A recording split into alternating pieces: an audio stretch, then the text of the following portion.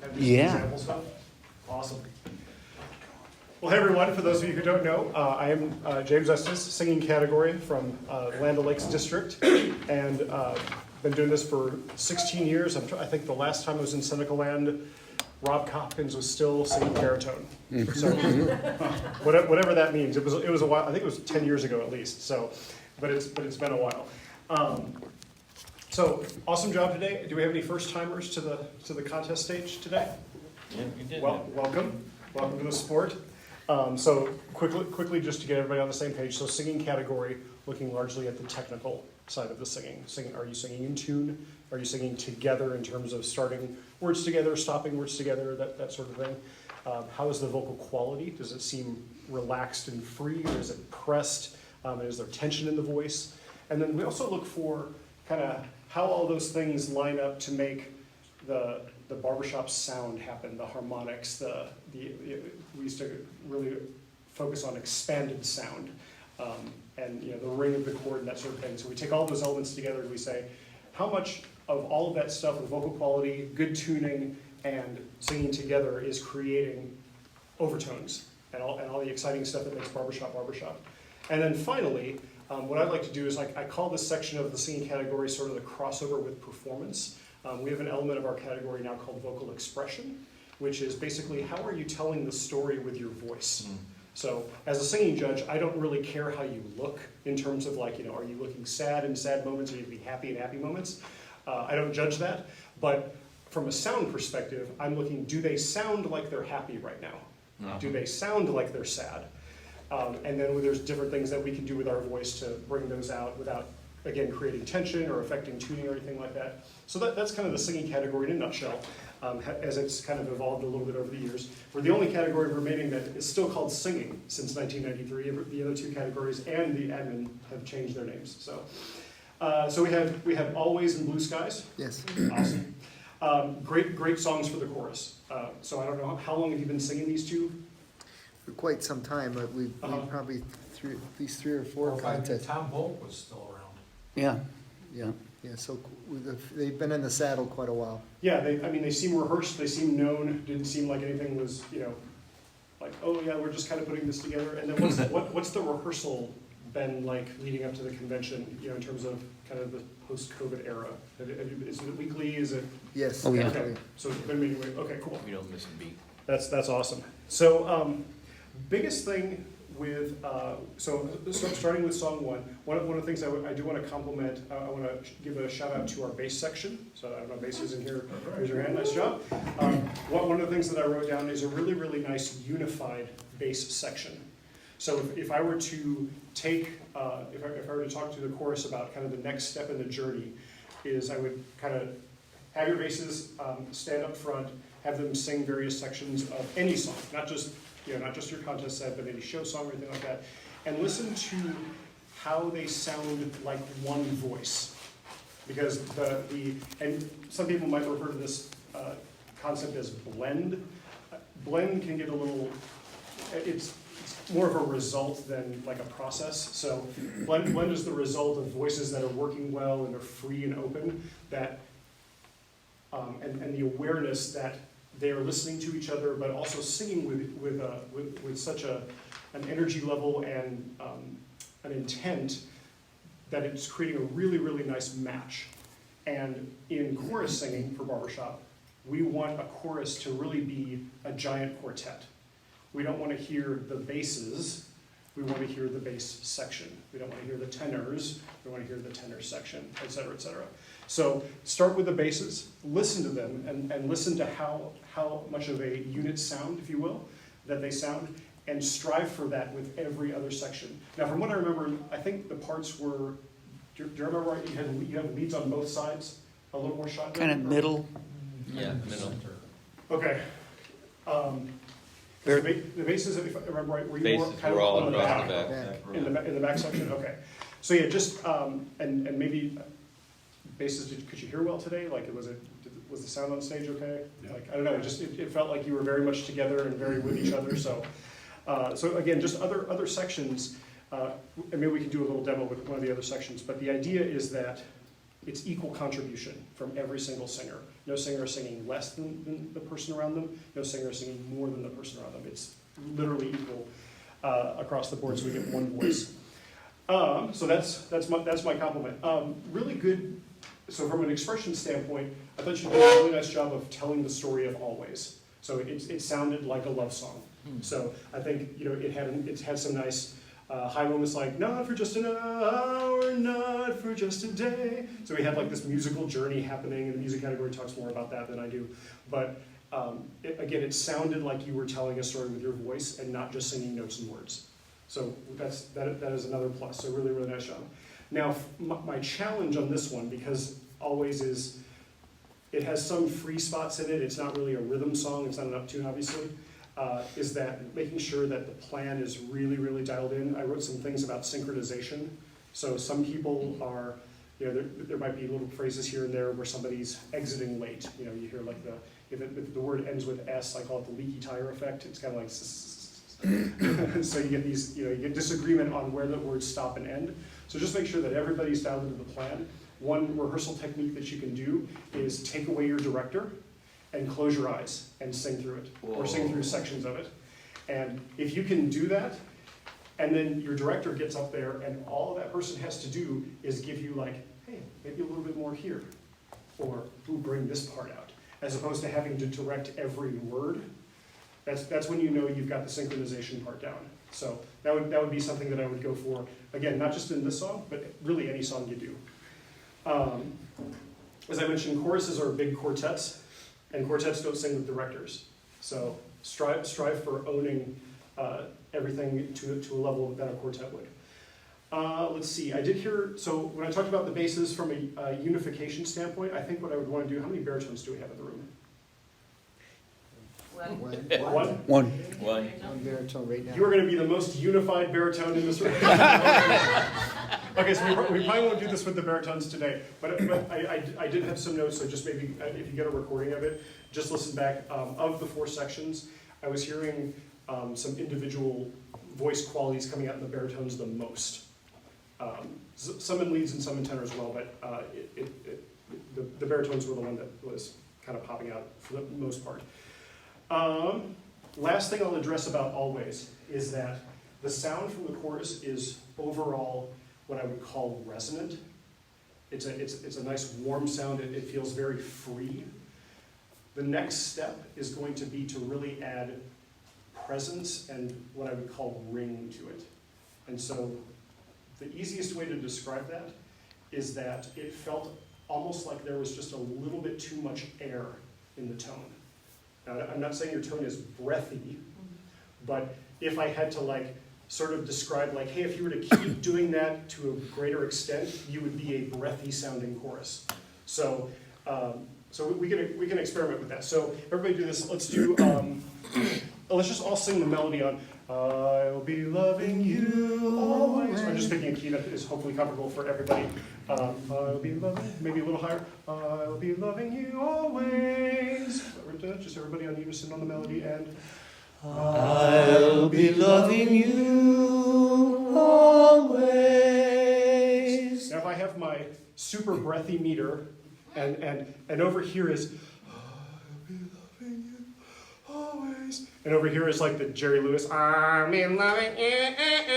Everybody give me the super breathy right now. And I'll be loving you always. so good news, you are not that. So now let's go over here, and again, no tension in the voice, but just make it as ready, and I'll be loving you always. so now if in the middle, what is kind of like the goal, what I would offer to the chorus is that we're about right here. It's just a little bit on the breathy side. So let's do this. Do the super breathy one more time. Ready, and I'll be loving you always. you have to breathe after 2 words.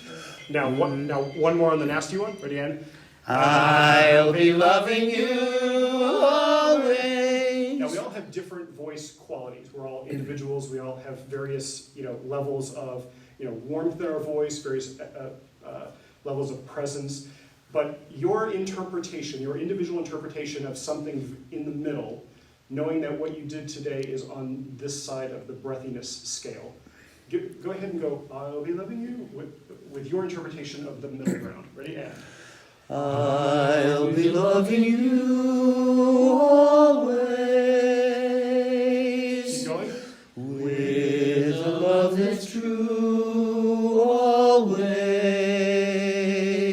So the vowel that I heard today that was most obviously gearing on this side was the ways of always. So I'll be loving you was actually pretty ringy, and then always we kind of like fell off the voice a little bit. We call it singing off the breath. So really go for that middle ground in everything you sing, no matter what the dynamic level is. So as best we can, let's try that in 4 parts. A flat, if you do it in A flat. Yeah, I got it. Yeah, we do it in A flat. And you can stand if comfortable. If not, it's a demo. So Oh, I forgot my foot. that's pretty close. So 4 part. Now again, think middle ground here. Already in. I'll be loving you always with a love that's true always. So that's the idea. It's making sure that everything has a very speech-like approach to it. Because if you hear me talk, I don't go, I'll be loving you always, with a love that's true always. Yes. I'm not varying in my breathiness, it's just everything is just right there. And even if I talk softly, I'm not getting breathy when I talk softly. It's just I articulate more, but there's still core intensity behind that. Try that one more time. I'll be loving you always with a love that's true always. So that's the idea. You can have a seat. So the again, going back to the speech kind of approach. So talk through it, talk through the words. How would we talk these? It may sound to you like it feels like we're singing louder, and I would offer that the result is actually a more present sound, but it's not out of context of a love song like Always. So let's. Any questions so far about anything I've said? Cool. So Blue Skies. Really energetic. I mean, both Andrew and I on our scores, we both went up 2 points, and I think it's just because we were able to just get the sound out there, and there wasn't any of that tentativeness because of the fact that it was a softer song like Always. So I had that the tuning was stronger, the support's better. It sounded even more resonant, a little bit more ringy.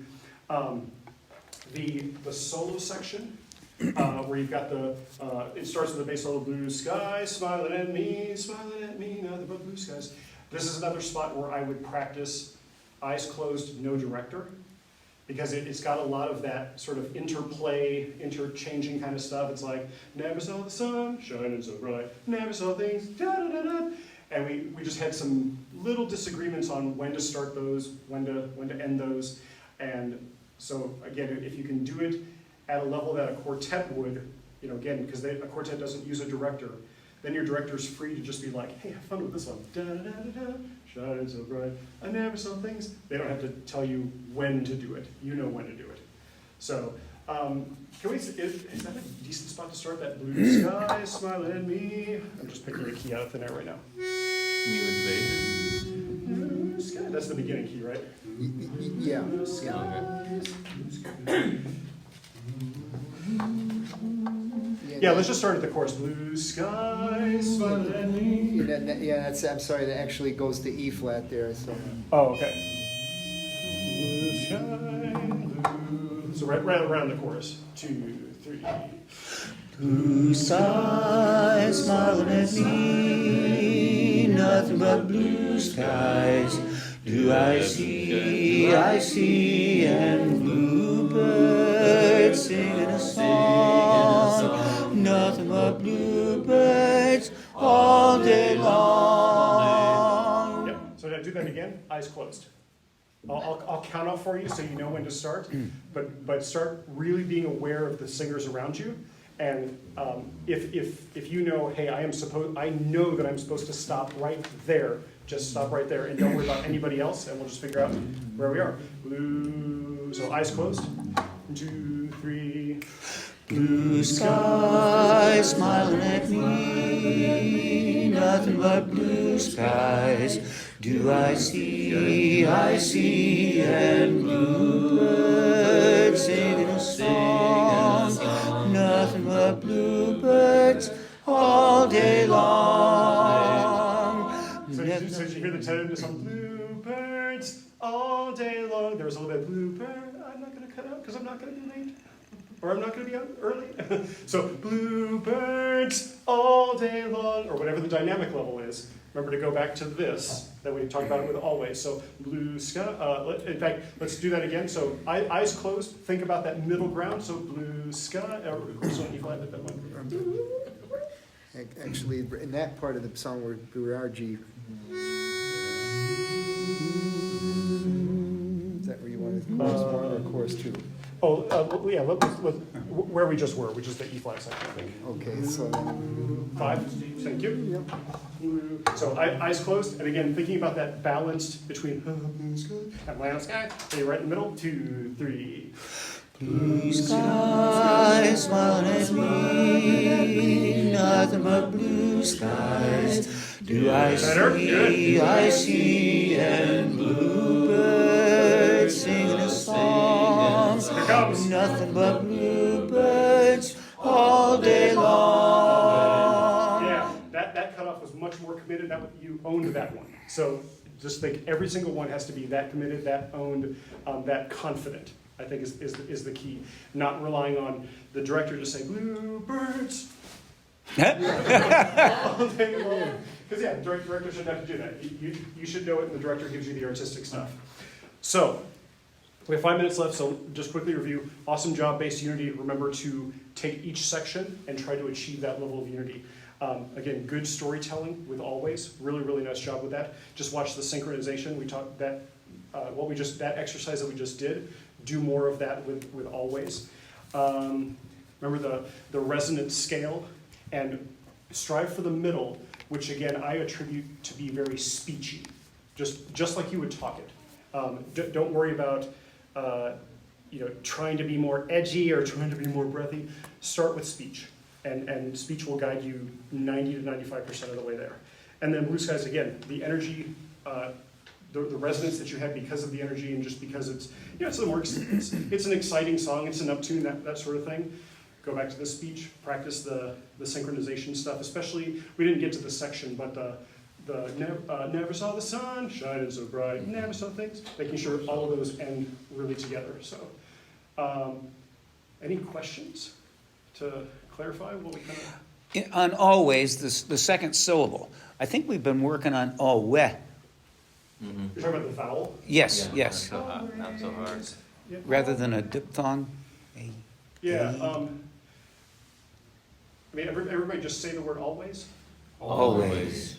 Yeah. So always. I mean, it's a little bit tougher because you're holding that vowel. Because always, if you're going to go for the I would think like always, ways, like you would say it, ways.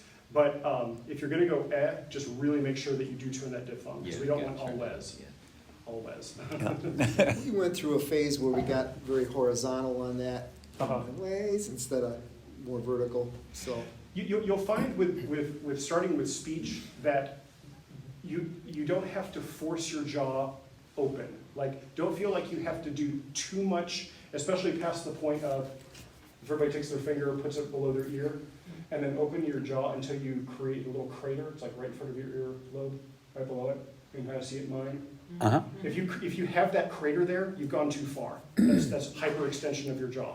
So close it, and that's literally the most open your jaw should ever be. And it's actually going to be more closed than you might think.